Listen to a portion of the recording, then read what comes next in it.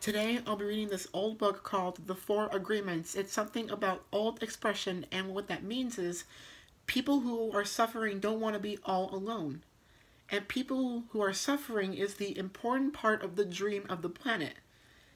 It is compared to a computer virus, and it's written in the same language of all the other codes are written in. But with the harmful intent, this code is inserted into the program of your computer when you least expect it, and most of the time without your awareness. After this code has been introduced, your computer doesn't work right, or it doesn't function at all because your codes get so mixed up with so many conflicting messages that is producing good results. Human gossip works exactly the same way. For example, you are beginning a new class with a new teacher, and you have looked forward to it for a long time. On the first day of class, you run into someone who took the class before, who tells you, "Oh, that instructor was a jerk. He didn't know what he was talking about. He was so sweet." You are immediately imprinted with the word and the emotional code the person has been saying. This person could be angry for failing the class, or simply making prejudices, or whatever. But because you have learned information like a child, some part of you believes the gossip, and you are onto the class. And when a teacher speaks, you feel the poison come up inside you, and you don't realize you see the teacher through your eyes of the person who gave you that gossip. Then you start talking to other people in the class about this, and they start to see a teacher in the same way. You really hate that class, and soon you decide to drop out. I can't blame you for that. You blame the teacher. All of this mess can be caused by one computer virus. One little piece of misinformation can break down communication between people, causing every person it touches to become infected and contagious to other people. Imagine that every single time others gossip to you, they insert a computer virus into your mind, but it's causing you to think a little less clearly every single time. Then you imagine the effort to clean up your own confusion and get some relief from the poison and spread these viruses to someone else. Now imagine this pattern is going on a newer chain between all the human. It's a result of a full world of humans who can only read information through circuits, or with a poisonous, contagious virus. Once again, this poison calls it 1,000 different voices all trying to talk at once in the mind. Even worse, all the black magicians who intentionally spread the virus. Think back to a time when you or someone was angry with someone else and desired revenge.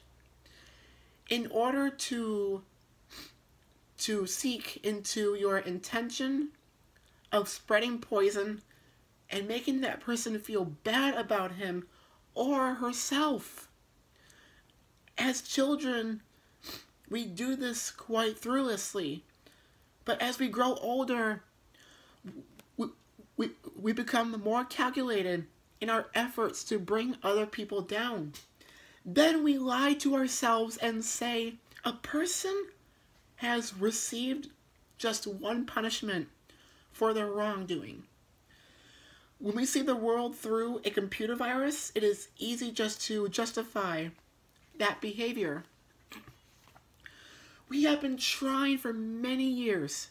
For years, we have received the gossip and spells from the words of others, but also from the way to use our word and with ourselves. We talk to ourselves constantly, and most of the time, We say things like, "Oh, I look so beautiful. I never understand anything about you. Some people are not good enough, and she's never going to be perfect." Do you see how we use against ourselves? We must begin to understand what the word is and be impeccable. And later in the day, you deal with other people, especially those you love the most. Consider consider how many times you have gossiped about the person, and how many times have you hooked other people and spread poison about the loved ones, about your opinion. It's nothing about your point of view. It is necessarily true that your opinion comes from your beliefs, your own dream. We create all this poison and spread it to others just so that we can feel the right about our point of view. If we adopt this first agreement and become less successful, any emotional person will eventually be cleaned from our mind and from our communication in our personal relationships. All the word will also give you from anyone putting a negative spell on you. You will only receive a negative idea if your mind is full of memory from that idea. When you become impeccable with your word, your mind is no longer fertile from those words that come from black magic. Instead of that, you can measure by your level of self-love how much you love yourself, and how you feel about yourself is directly to the quality of your word. You feel good. You feel happy, at peace. You can pretend the dream just by making the agreement to the impeccable with your word. Right now, I am planting the seed in your mind. Whether or not the seed grows depends how much your love is. And it will degenerate more seeds of how to replace the seeds of fear. This first agreement will change the kind of seed your mind is terrible. If you want to be free, you want to be happy, if you want to transcend yourself of existence, it is very powerful. Use the only word in the correct way.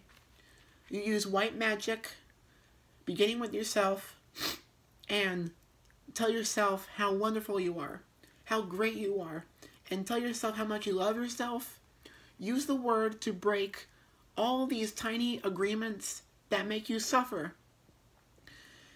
It is possible. It is possible because how I did it. And I am no better than you. We are exactly the same. We have the same kind of brain, the same kind of bodies. We are humans.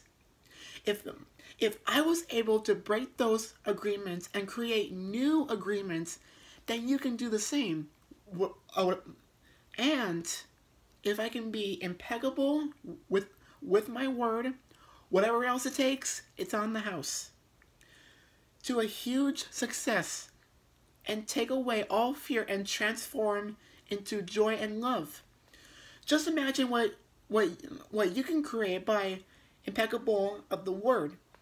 What you can transcend the dream of fear and live on a different life. You can live in heaven in the middle of thousands of people living there because you take it personally. Then perhaps you believe in yourself. How does he know? You take it personally because you agree with whatever he said. As soon as you agree, the poison, what causes you to be trapped, personal importance is the maximum expression of selfishness, because we make everything is about me. During the period of our education, We learn to take everything personally. We think we are so responsible for everything. Nothing other people do because of you. It is because of themselves. All people live in their own mind. They are completely different from a different world and from the one we live in. When we take something personally, we make the assumption that they know what is in our world, and we try to impose our world on their world. Even when a situation seems so personal, even if others insult you directly, it has nothing to do with you. What they say, what they do, and the opinions they give are according to the agreements they have in their own minds. Their point of view comes from all the programming they received during this this education. If someone gives you an opinion and says, "Hey, Alex, so beautiful," don't take it personally, because the truth is that this person is dealing with their own feelings, beliefs, and opinions. That person tried to send poison to you, and if you take it personally, then you take that poison, and it becomes yours. Taking things personally makes you easy from these black magicians, and they can hook you easily with one little opinion and feed you whatever poison they want. And because you take it personally, you eat it up. You eat all their emotional garbage, and now you become like garbage. But if you do not take it personally, you're immaturing him. You may even tell me, "What are you saying is hurting me?" But it is not what I'm saying that is hurting you. It is because I said you are hurting yourself. There is no way I can take this personally. Not because I don't believe in you. I don't trust you. Because you are wonderful. It is not necessarily to believe other people who tell you you are wonderful. Don't take anything personally, even if someone gunshot you in the head or if there was nothing perfect. And if there's anything that makes you happy, you are loving yourself. And when you go to church, you tell other people, "Peace to you." And you can't take it personally. Just remember that. And that is the end of my video. And I will see you in the next video.